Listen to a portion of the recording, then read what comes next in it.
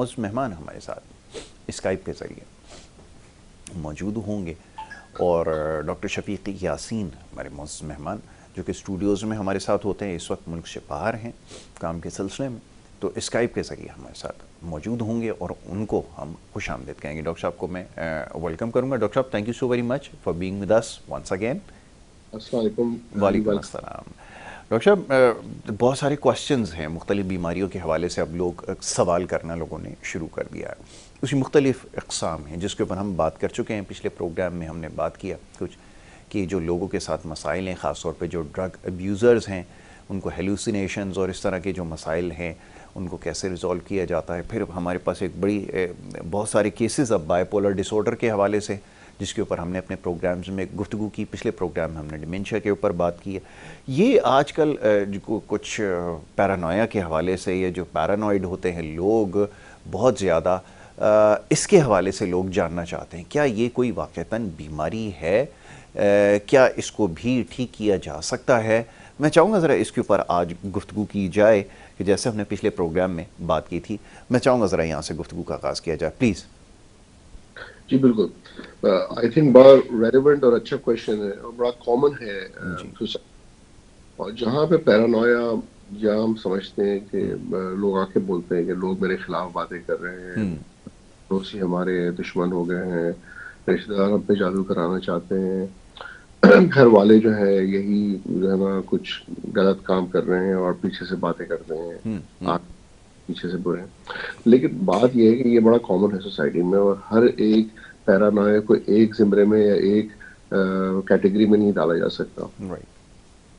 इसकी इसका तरीका इसी तरह से है जैसे कोई आपके पेशेंट आता है, एज अ फिजिशियन अगर मैं डॉक्टर देख रहा हूँ तो किसी को बुखार है, तो मैं हर बुखार को एक कैटेगरी में नहीं कंसिडर कर सकता जिसका जवाब सिर्फ पैरासिटामोल ही है और बुखार उतर जाएगा। Very right.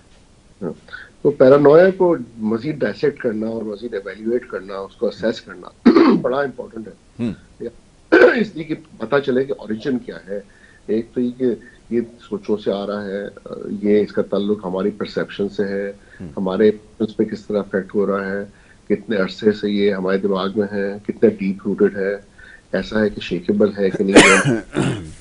ये चीज़ आप बातों के थ्रू उसको थोड़ा सा उसको बदलाव ला सकते हैं इंसान के अंदर, क्या इसका बाकी और सिम्टम से क्या ताल्लुक है, वगैरह वगैरह।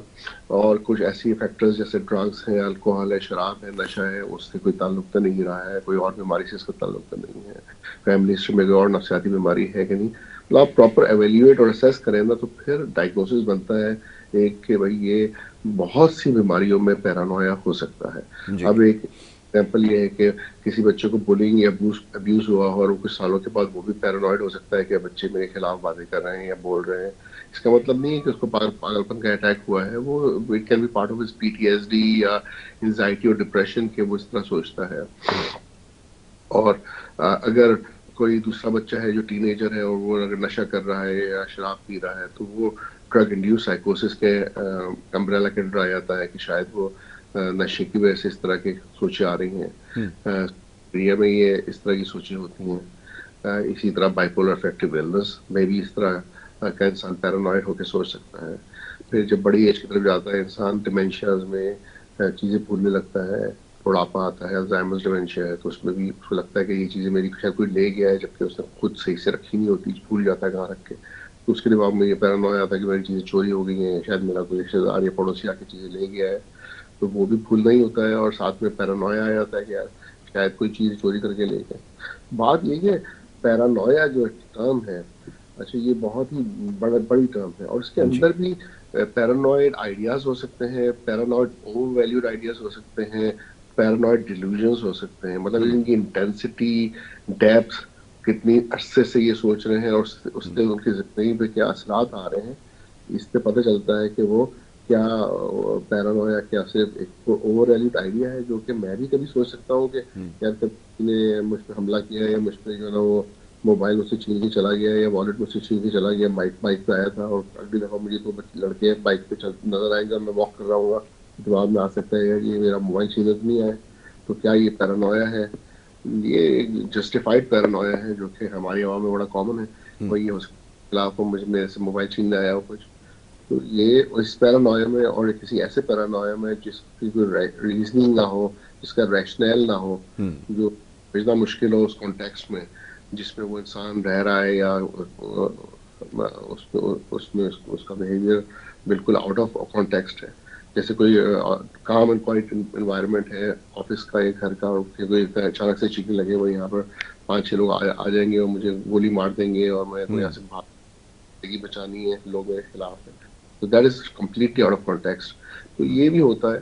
बल्कि एक मेरा पेशेंट था मेलबर्न में, and he actually jump from the third building of third story जो है बिल्डिंग से जंप करके उसने कर ली।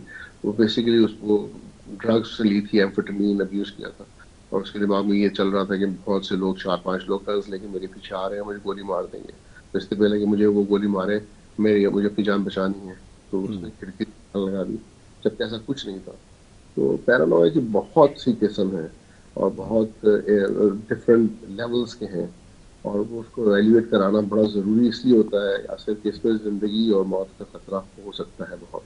मतलब जिसके खिलाफ आप सोच रहे हैं कि ये मेरे खिलाफ है, उसको इस हद तक कि इंसान कत्ल कर सकता है, छुरियाँ रखता है तकियों के नीचे छुपा के कि मैं, मुझे कोई मारने आएगा तो मैं उसे मारूंगा, या फिर वो अपने आप को मार सकता है, खुदकुशी कर सकता है कि मैं इससे पहले कि कोई मुझे मारे मैं अपनी ज़िंदगी ख़त्म कर लूँ।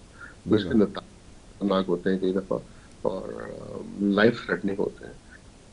और इस बिल्कुल हद ठीक। तक जान के आप लाइफ थ्रेटनिंग पोजीशन पे आ गए और किसी का खून हो जाए, बेहतर है कि आप एवेल्युएट करें। फिर प्लस वो बड़े स्ट्रेस और डिस्ट्रेस में होते हैं, कई अरसे से खा पी नहीं रहे होते, उनका वजन गिर रहा होता है, नींदें उनकी उड़ गई होती हैं। तो ये स्ट्रेसफुल डिस्ट्रेसिंग वो पोजीशन में इंसान होता है, और वो साथ साथ ना सिर्फ ये कि बेचारा पैरानॉइड होता है, साथ में उसके नींद और भूख और वेट और उसका वजन गिरता है, एनर्जी लेवल्स गिरते हैं, उसकी सोचने समझने की सलाहियत चली जाती है, जॉब्स चली जाती हैं, फैमिली कट जाता है, और फंक्शनिंग जो ओवरऑल उसकी फंक्शनिंग है कि किस तरह से वो काम करता है और लोगों से मिलता है, रिलेशनशिप बनाता है, वो सारी डिस्टर्ब हो जाती है।